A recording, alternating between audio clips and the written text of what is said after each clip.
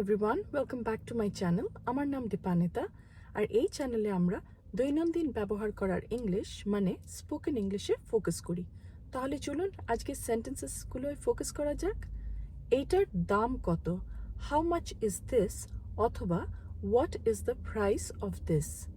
এইটা খুব বেশি দামি। This is too expensive. দামটা কি একটু কম করবেন? অথবা ধরুন বলছেন এটা কি একটু কম হবে? Can you make it cheaper? আমার এটা চাই না, আমার এটা দরকার নেই। I don't want this. অথবা বলতে পারেন আই ডোন্ট নিড দিস। একটা ব্যাগ দেবেন? Can you please give me a bag? আজকের জন্য এইটুকুনি থাকলো। ভালো থাকবেন, সুস্থ থাকবেন, আর প্র্যাকটিস করতে একদমই ভুলবেন না। আর মনে রাখবেন যখনই প্র্যাকটিস করছেন তখন উচ্চারণ মানে প্রনাউন্সিয়েশনে বেশি করে ফোকাস করবেন। দেখা হচ্ছে তাহলে আবার আপনাদের সাথে নেক্সট ভিডিওতে। Thank you for watching.